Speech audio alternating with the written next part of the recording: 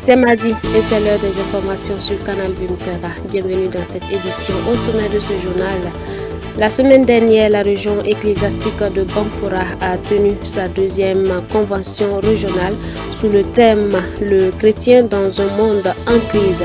Avec plus de 2500 participants, ce fut une réussite selon les organisateurs. Mesdames, Mesdemoiselles, Messieurs, bonsoir de l'appétit pour vous qui êtes à table. Ravi de vous retrouver. Les preuves d'amour et de compassion envers la télévision CVK LVD se poursuivent. En effet, le directeur du média a reçu dans cette matinée de mardi une délégation de l'Église des Assemblées de Dieu de Benogo venue encourager le personnel et constater les dégâts occasionnés par l'incendie de mars dernier. Un reportage de Abibalaï Bourema, Yannick Kabori. Et notre papa, Pasteur Jacques Néa, qui nous a envoyé visiter CVK qui a été incendié.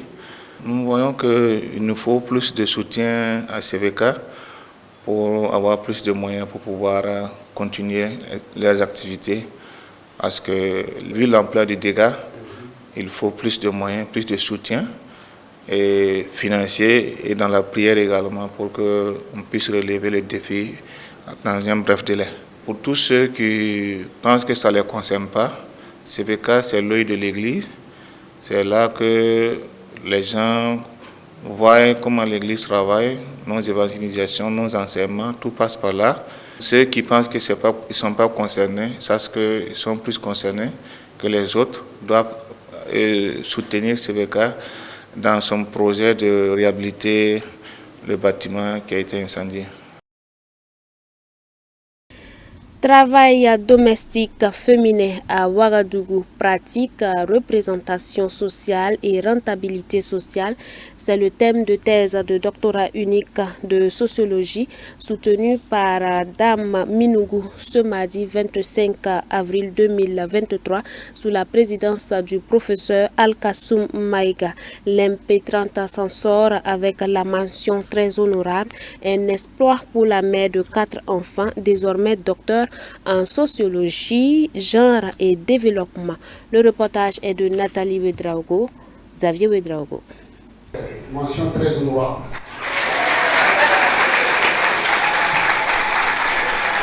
C'est ainsi que l'institutrice de profession, Touende Bamogo, intègre la grande famille des docteurs en sociologie, option genre et développement. Un véritable parcours de combattant qui a duré 3 ans et qui s'est couronné ce jour devant famille, amis, connaissances et membres de jury. L'MP30 a présenté sa thèse de doctorat unique de sociologie sous le thème « Travail domestique féminin à Ouagadougou, pratique, représentation sociale et rentabilité sociale », un thème dont la désormais docteure nous explique le bien fondé. Le travail de recherche que j'ai eu à mener a questionné le travail domestique dans la ville de Ouagadougou, qui ne répond plus aux exigences de la division sexuelle du travail, de l'homme gaïpin et de la femme au foyer.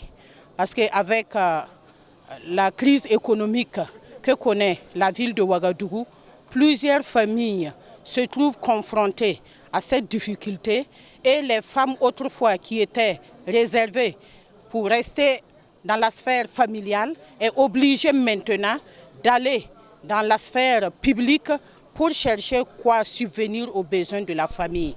Mais le constat est que ce travail au niveau de l'espace public ne dédouane pas les femmes des tâches ménagères qui restent des prérogatives féminines par excellence. Les femmes font recours au travail des travailleuses domestiques. Mais on constate que ces travailleuses domestiques travaillent entre 12 et 16 heures par jour. Mais le constat est que ce travail est dévalorisé. Ce travail est à Ouagadougou, même pour évaluer l'apport des femmes dans le secteur informel, les analyses dominantes ont laissé de côté le travail domestique. Donc nous avons défendu la thèse pour la valorisation et la révalorisation de l'emploi domestique. Président de jury, directrice de thèse, co-directrice de thèse, examinateur, instructeur et rapporteur étaient unanimes. C'est un travail bien fait qui a valu la mention très honorable.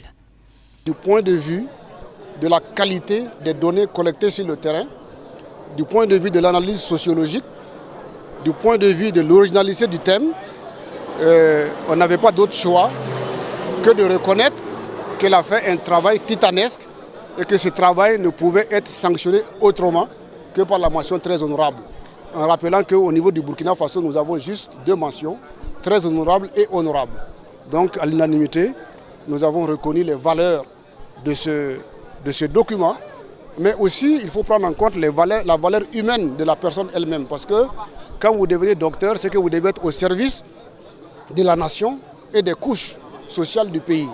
Donc toutes ces capacités ont été évaluées et nous pensons effectivement qu'elles méritent amplement le titre de docteur en sociologie option genre et développement et surtout la mention très, très honorable. Mais vous voyez également qu'elle a touché une thématique qui est originale, mais une thématique qui est d'actualité. Donc c'est une thématique qui interpelle tout un chacun par rapport au vécu de ces femmes domestiques, mais surtout par rapport au cadre qui nous incombe de prendre pour que ceux qui s'occupent des plus fragiles d'entre nous, qui sont nos enfants, que ces personnes soient dans les conditions pour accomplir au mieux le travail pour lequel elles sont sollicitées.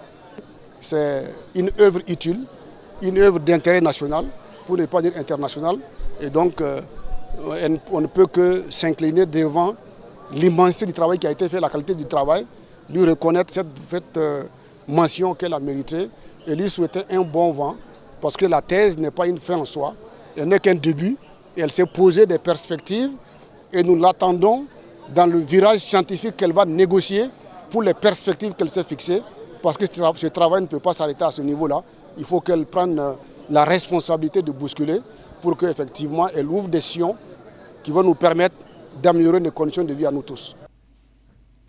À travers l'œuvre de 309 pages, l'impétrante a examiné avec des outils de recherche tous les contours du travail domestique féminin. Un document qui permet de comprendre l'utilité de cette activité dans la vie de la société. Le travail a une utilité sociale. Une utilité sociale en ce sens que ce travail permet l'accès et le maintien des femmes sur le marché de l'emploi. Et aussi, ce travail participe à la réduction de la pauvreté. La pauvreté des femmes, bien sûr, mais la pauvreté intergénérationnelle. Car à travers le travail de la femme, elle finance les études de leurs enfants, mais aussi elle participe aux projets familiaux. Le travail des employés domestiques participe à la production d'hommes parce qu'elles entretiennent la force active de travail, mais aussi elles élèvent et éduquent la future force active de travail. Donc on peut dire que le devenir et l'avenir de la société burkinabé repose en partie sur les épaules de ces travailleurs. La thèse n'a pas seulement été appréciée par le jury, les invités présents n'ont pas tari d'éloges. Aujourd'hui, nous sommes très honorés et très heureuses de savoir qu'une personne qui a étudié, qui a pris toute sa vie pour des études, nous est choisie aujourd'hui pour notre défense et pour notre protection. Aujourd'hui, voilà une autre personne qui est armée et qui a toutes les capacités nécessaires qui se joint à nous aujourd'hui. Dr Touende Bamogo n'entend pas en rester là, elle compte en faire un cheval de bataille afin d'apporter des changements significatifs pour un travail domestique où chaque partie trouvera son compte. Nous vous l'annoncions en titre. Du 20 au 23 avril dernier, la ville de Banfora a abrité la deuxième convention régionale de l'Église des Assemblées de Dieu de la région qui a vu la participation de 2500 personnes. Le thème de la dite convention était « Le chrétien dans un monde en crise », les échos de la cérémonie de clôture avec Odette Zouangena, Yannick Kabori.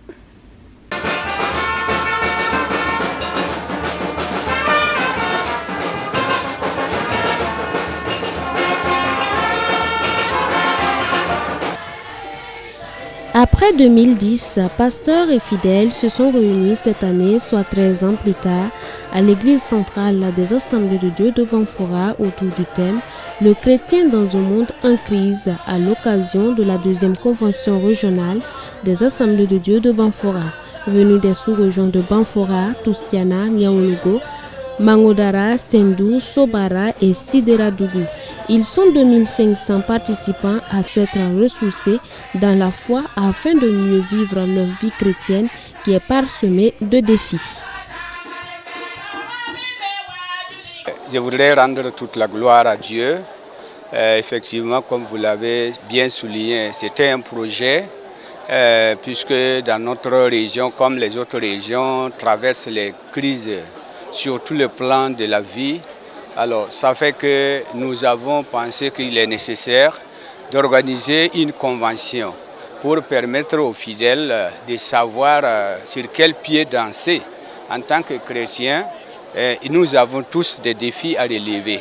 Et ces défis, il y a aussi des difficultés qui en font partie des défis à relever dans la vie chrétienne.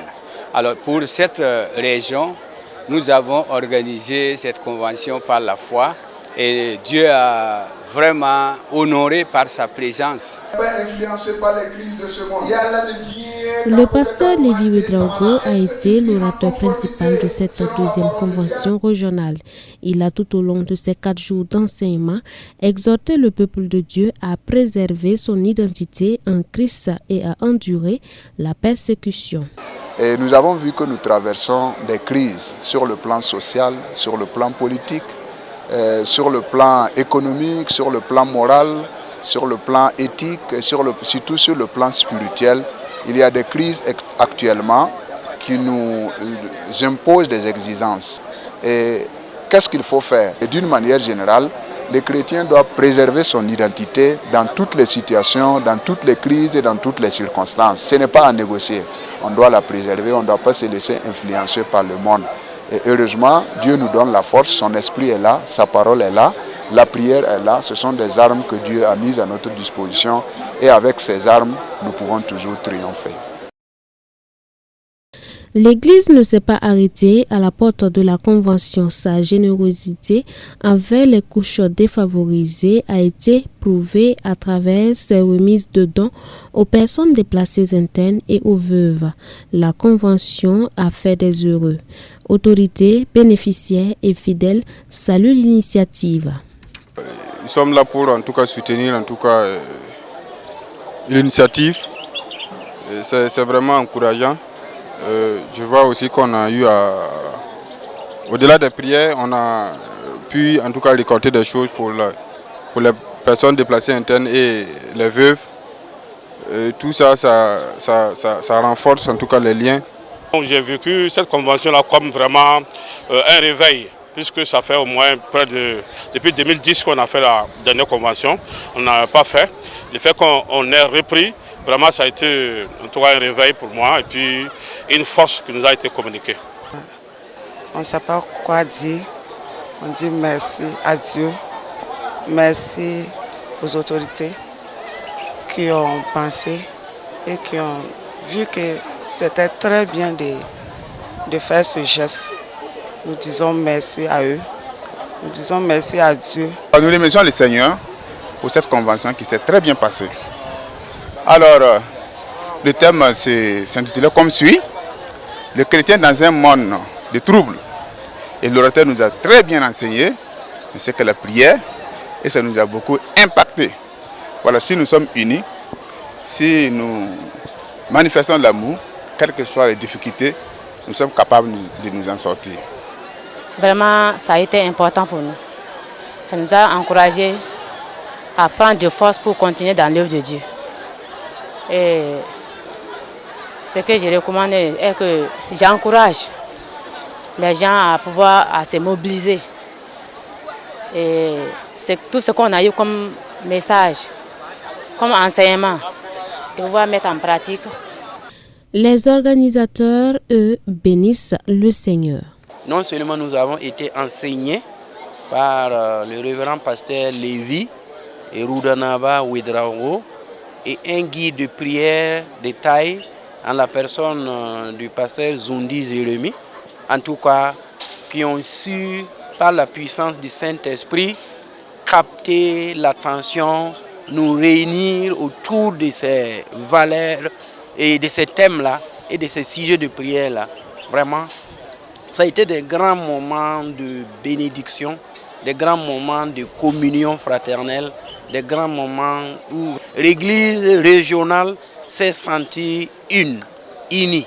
Au soir de cette convention, nous pouvons dire que le bilan est positif du fait de la participation des fidèles, parce qu'on attendait 1000 personnes, mais au finish, il y avait 2500 personnes que nous avons estimées. De façon endogène, les chrétiens, les églises ont participé et c'est avec ça que nous avons pu boucler notre budget. Donc nous pensons qu'au vu de l'ambiance générale, l'ambiance spirituelle, ce que nous avons vécu, pensons que les objectifs sont atteints. La région ecclésiastique de Banfora compte 7 sous-régions avec un effectif de 150 pasteurs et plus de 200 églises. En termes de perspective, les assemblées de Dieu de Banfora ambitionnent atteindre un grand nombre de peuples non atteints par l'évangile. En attendant, rendez-vous est pris en 2025 pour la commémoration du 20e anniversaire de l'église.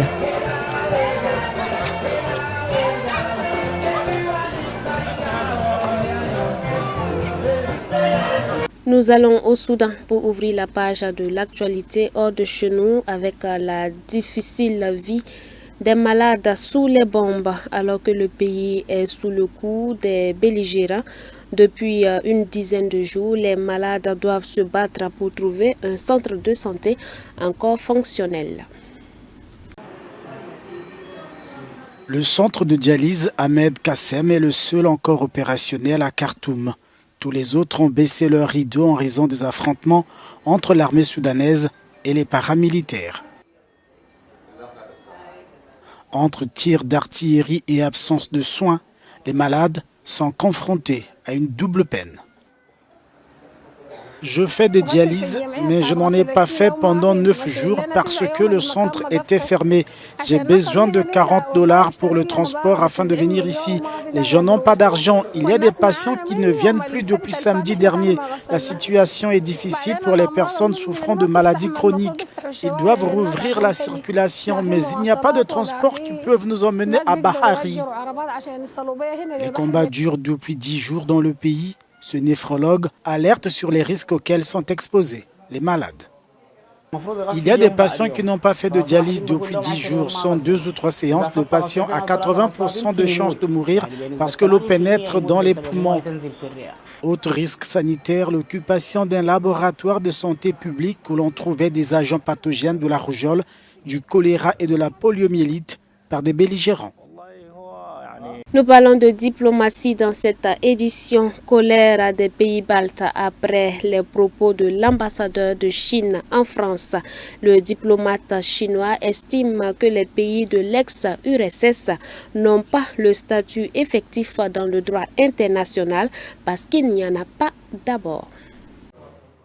C'est une polémique qui vient envenimer les relations entre Pékin et Bruxelles. Vendredi, l'ambassadeur de Chine à Paris était interrogé sur LCI. Au cours de l'interview, Liu Shei a affirmé que la Crimée était russe à l'origine et que les ex-pays soviétiques ne disposaient pas de souveraineté effective.